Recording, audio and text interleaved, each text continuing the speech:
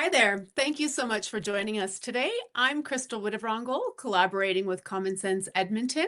I'm here today with Rob Fediuk, who is running for Ward Anirniq in Edmonton's upcoming 2025 elections. Rob, thank you so much for being here with me today. Appreciate your time. Thanks so much. Thank you. I'd love to hear more about you and your background and what you'd be bringing with you into City Hall. Yeah, sure. Fair enough. So I'm 54 years old, been married to the same woman for 28 years now. We have three kids, 23, 25, 27. Oldest one graduated from Nate during COVID. So there was always those struggles, of course, with everybody else in the same boat as him. He went down to Calgary, worked for a few years. He's back in Edmonton now. Our daughter is in the education program at Concordia, and our youngest son and he's the only one living with us. He's in Nate in a computer tech course right now. So he's got, I think, 6 more months to go before he graduates. So there you go. That's the background. Awesome. And what's your professional background to bring into City Hall with you? Like what foundation will you rest on as city councilor? Sure. So I went to Nate myself. That was a lifetime ago. That was 1990. And then I went to Concordia, got myself a arts degree. And so I was a psychology major with an education minor.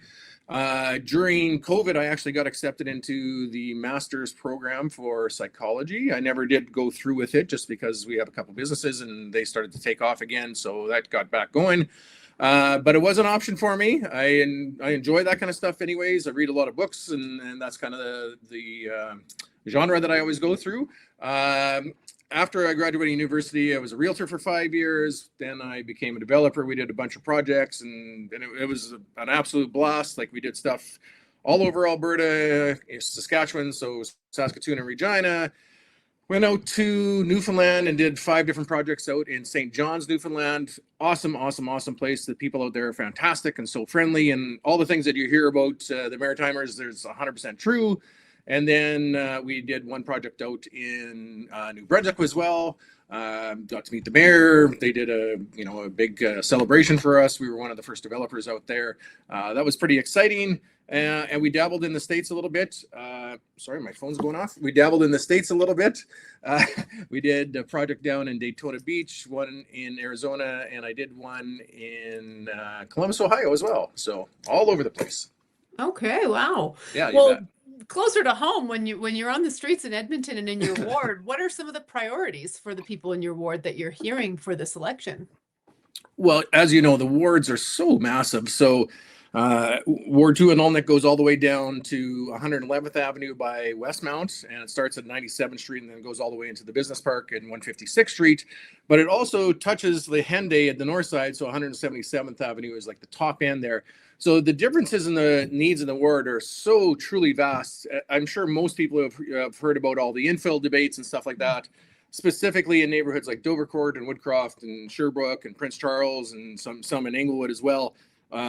Those are real issues that people are going through and living through right now. And there's some nightmares that you've heard. And of course, I think everybody's seen the cover of the Edmonton Journal with those 2 eightplexes and then that single family house that's stuck in the middle. Like, so unfair to that person in the middle.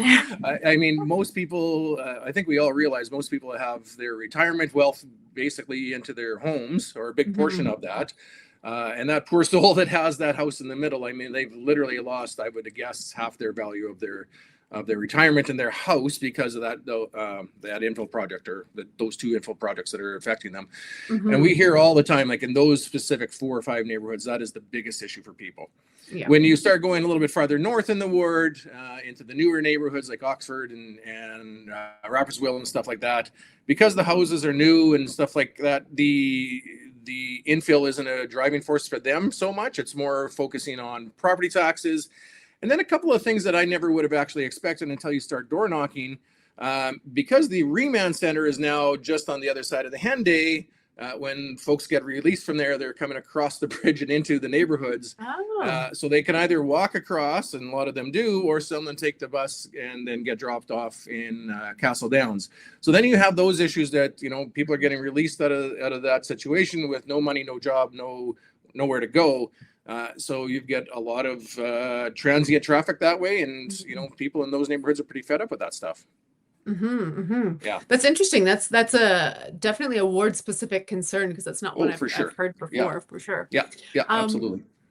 and so let's drill into the property taxes piece because it's one that, we're hearing about consistently ward after ward after ward in the city Yeah. of Edmonton, essentially. If you were in city council, what will be your approach to property taxes? Are you in support of further increases? Absolutely not. I'm actually I'm in support of finding a way to either keep them at the level they're at now or lower them somehow. So specifically, there are a lot of things that we talk about as, and I'm part of the Pace Party. So as a party, we talk about all the different ways we can strategize and actually find solutions to problems. Instead of being an independent where I have to work on my own, I literally would have to barter and trade with people who are representing different wards. If there is a few Pace folks that get elected on election day, we already have a platform that we're working on, and part of that is fiscal responsibility. So for us, we can make meaningful change in a hurry. Specifically, when you're asking questions about how we deal with reducing property taxes or keeping property taxes the same, I want to make sure that everybody out there understands the actual relationship between residential real estate taxes and commercial real estate taxes. So the only place in Alberta that's higher for residential real estate taxes is St. Albert, and I think it's like 0.2 higher than Edmonton.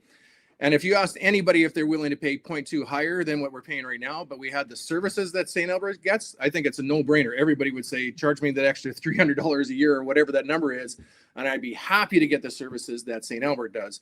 The problem is we pay just slightly under what they pay, and we get way worse services. There's neighborhoods that I talked to this year that said last winter they did not have snow plowing once. So that is just atrocious.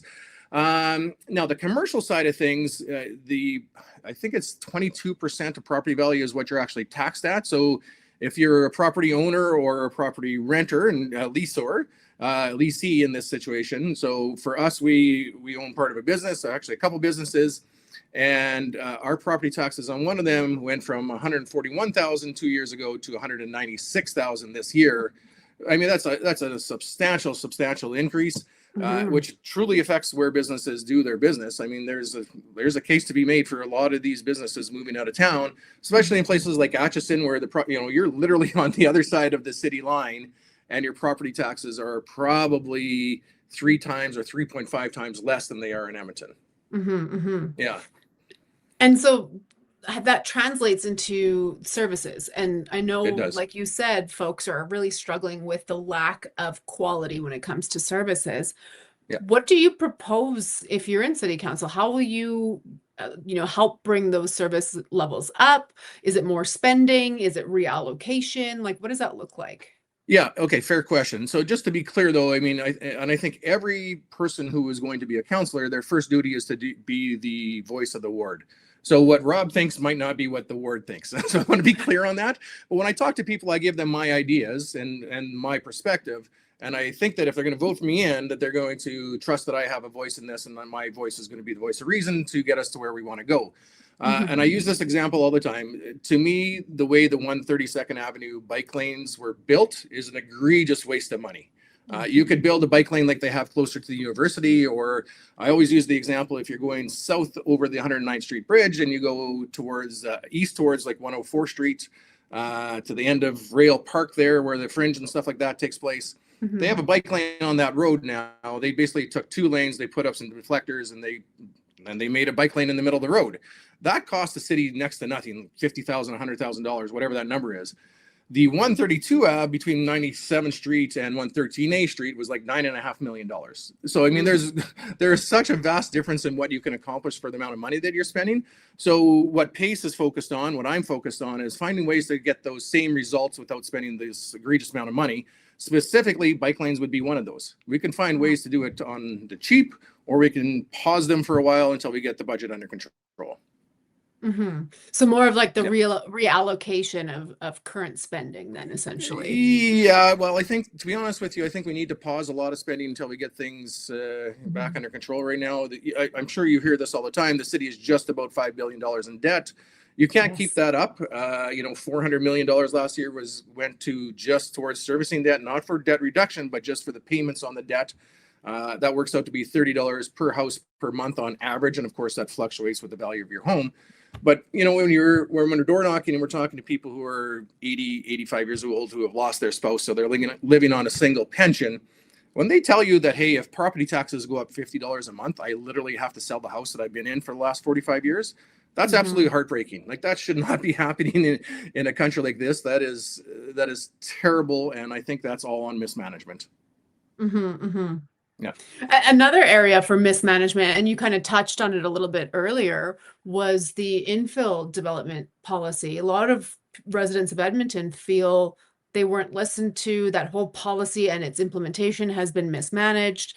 What are your thoughts on the infill development and what that looks like in the city?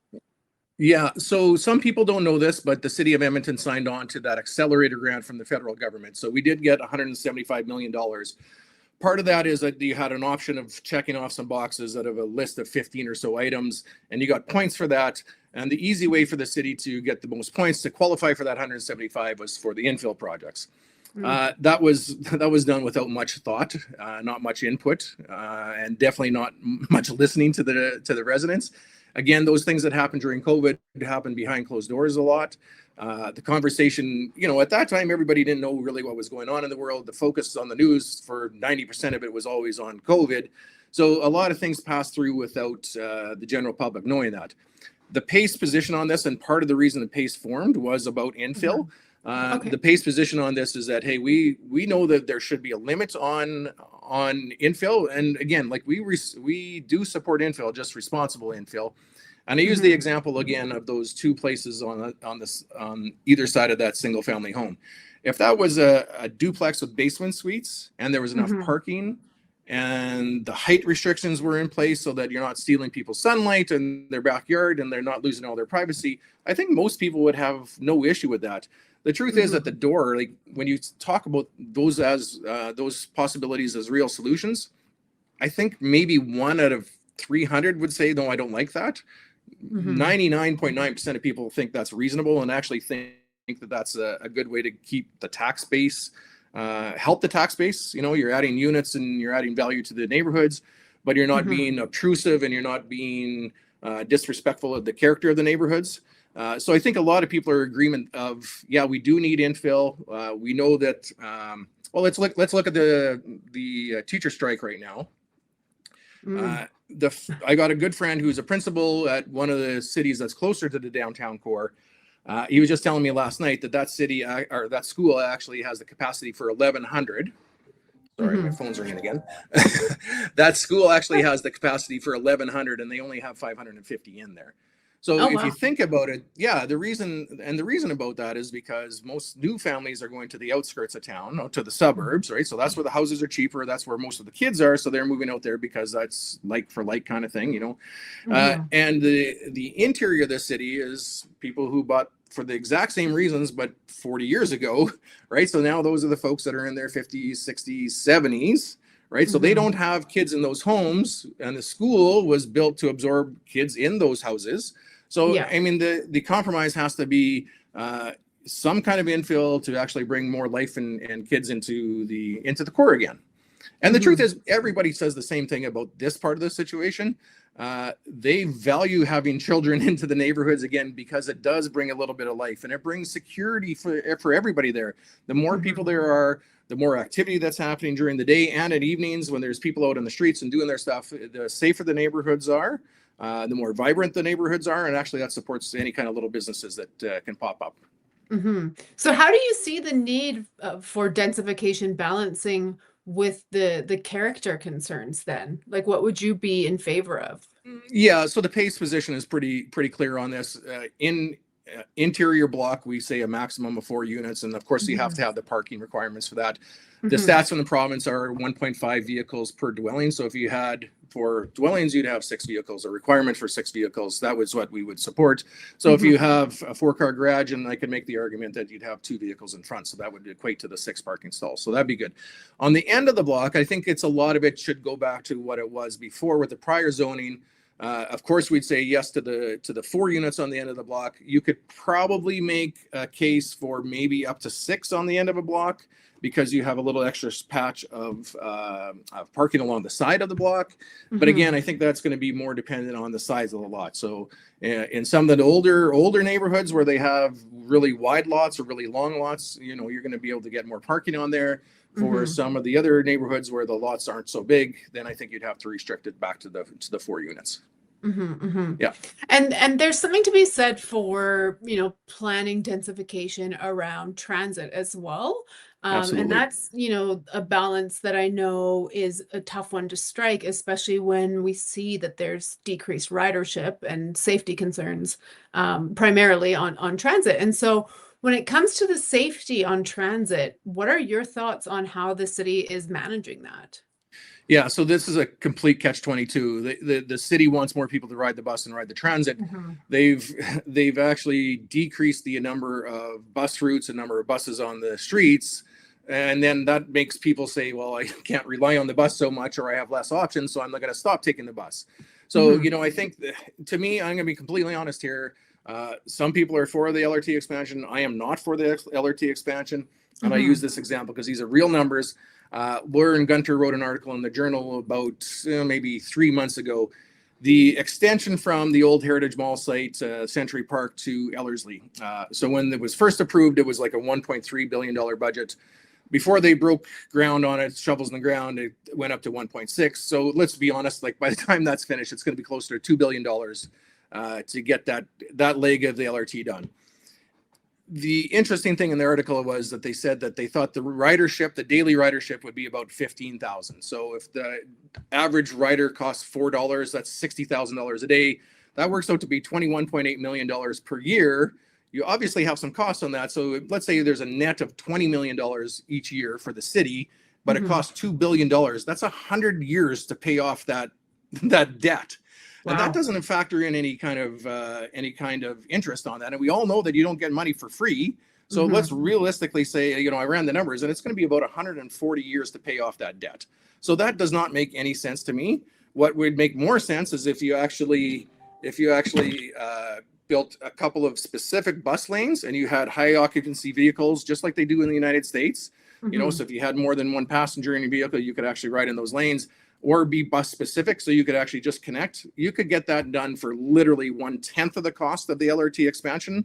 And you'd actually, if you did the numbers, it would pay for itself in a much, much shorter period of time. That's very interesting. And yeah. I mean, those anticipated ridership is kind of best case scenario, probably. But, we see that lots of people are not willing to take transit currently because of safety. And so what is your position on how the city manages the safety aspect of transit and what it should do differently or do more of or less of? Right. So I'll share this little anecdote with you. Like I said, our son goes to Nate, so he takes the LRT. I think 2 days are at home and 3 days are in class, or vice versa. I can't remember which one it is. So he takes the LRT a couple days a week, and he does the transfer downtown at the Churchill station. So on those days, the usually conversation around dinner time is, so what interesting things did you see on the LRT today? And I mean, most people don't realize what's actually going on. There are some horror stories. Like he's seen stabbings, he's seen guns, he's seen drug deals, he's seen, people having to be revived with Narcan, and I've actually heard of other horror stories from other people about what's going on in the LRT that I probably shouldn't mention on the line here. It's not good, and it doesn't do anything to increase riderships. So what we've talked about as a group as PACE is that unfortunately right now, if you look at the way the system is built for safety on the LRT, there's literally 7 different levels of security, starting with Edmonton Police, and then there's the peace officers, and then the LRT security, and then there's like 4 other ones underneath that.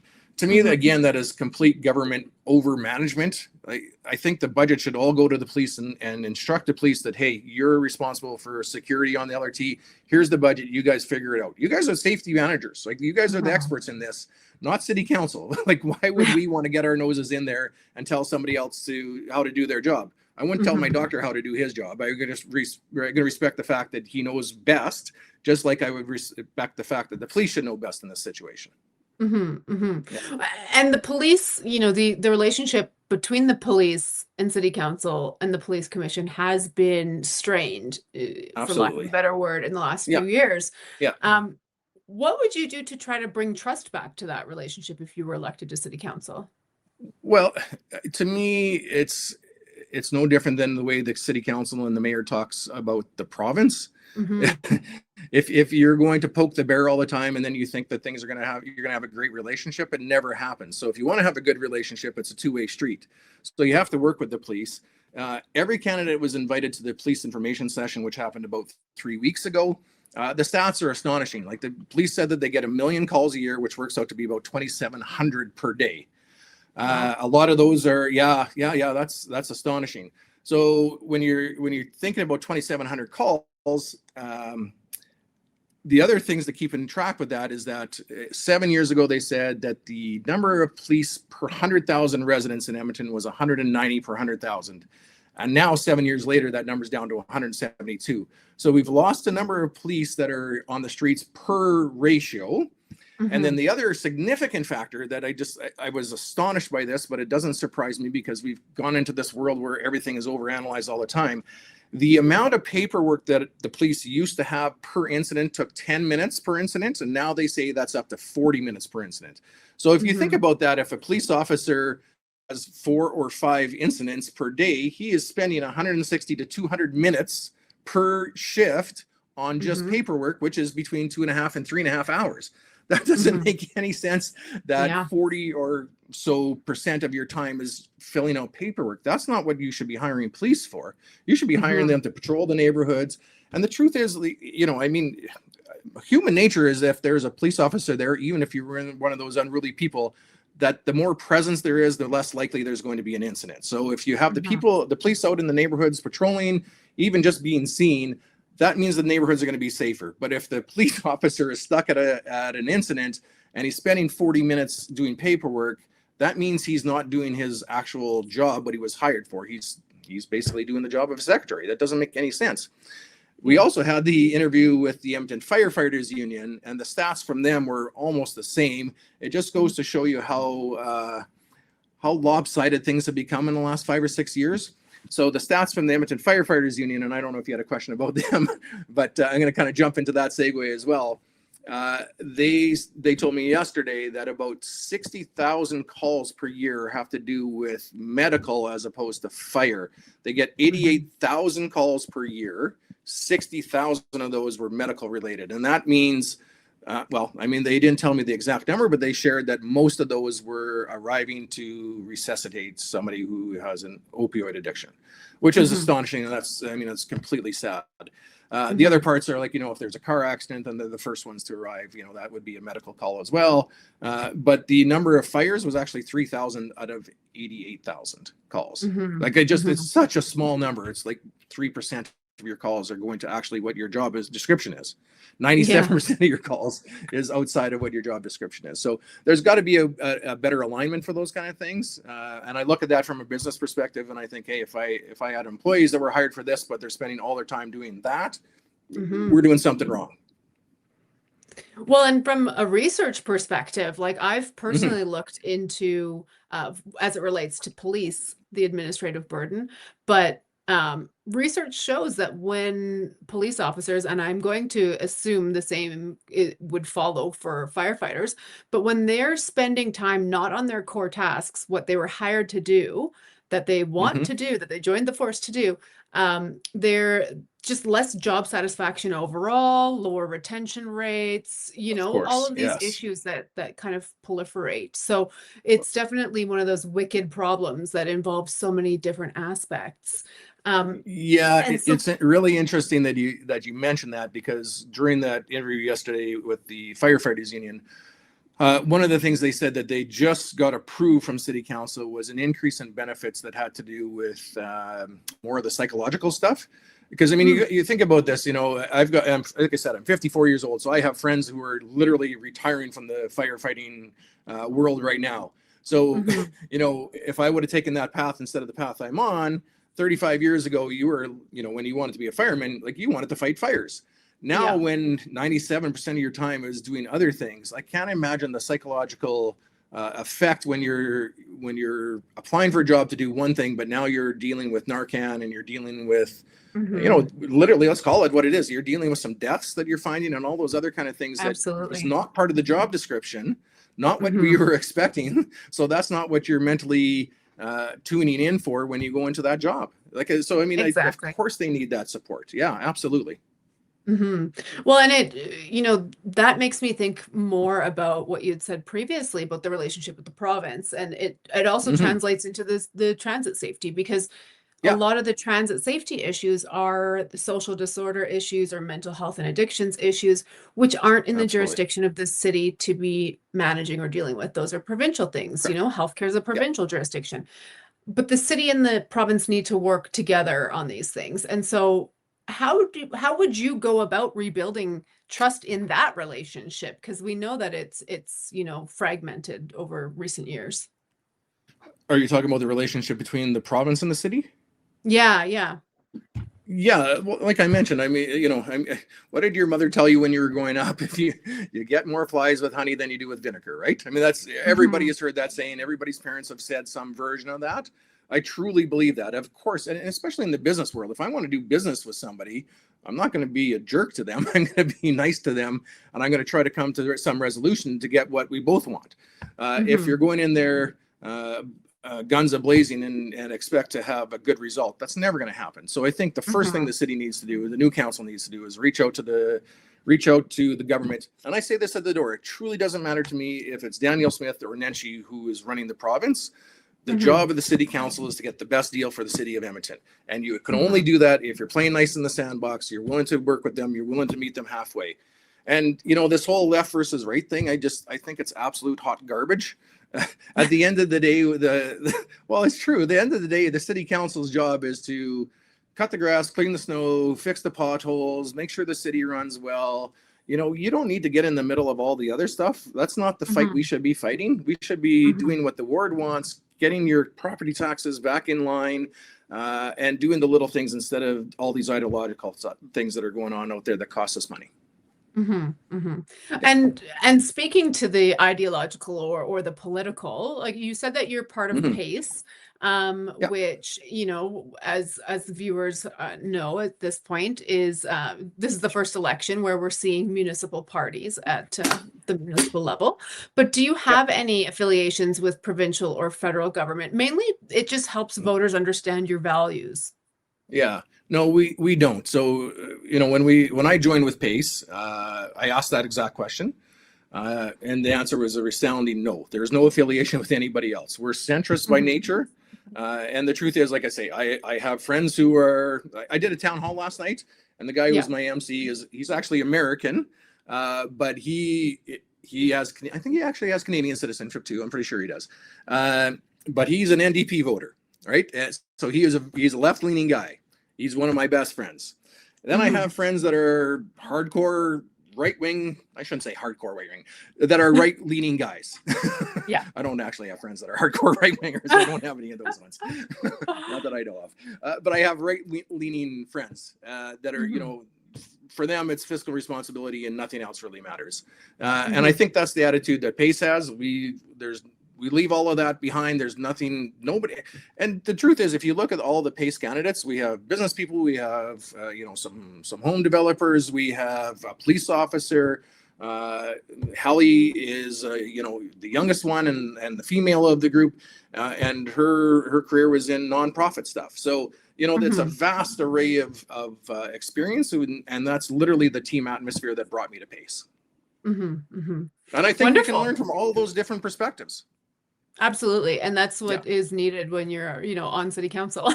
Yeah, 100%. Yeah, yeah, Yeah. for sure. Well, Rob, this has really been a great conversation. And before we close out, I'd like to give you the opportunity if there's one thing you'd like to leave behind with our viewers. Yeah. Can I swear a little bit? I don't know. Okay, I'll do a clean version of what I'm going to say. Okay. I say this at the door all the time. The south side and the west end get all the shiny bells and whistles, and they get all the new toys all the time. You know, the streets are paved, the lights are new and shiny. The north side is literally the last dog to eat at the trough. Like the roads are terrible, the sidewalks are terrible, the snow removal, like I mentioned, like people have literally said that they did not have snow removal one time last year. You literally need a counselor who's going to fight for those things. We pay the same taxes just like every other ward. We deserve the same services. And the other part about it I want to say is that from what the residents say right now, they're not being heard. They're not being represented in the way they want. And I'll use one example, the like for like revitalization. We've heard that over and over and over. They don't want wider sidewalks. They don't want, turning into multi-use paths and bike lanes and all those kind of things. They want the city to fix the sidewalks and pave the roads and get out of their lives. Let them live their life and do their own thing. So that's what I'm going to bring to the table. Awesome. Well, thank you so much for being with me today. And to our viewers, thank you for tuning in. And I want to leave my own thought behind, which is stay engaged, get informed, get out and vote. We have seen really low voter turnout in previous elections, and we need to make sure that this one counts. So please get out there and vote. Rob, thank you so much. Thanks so much. I appreciate your time.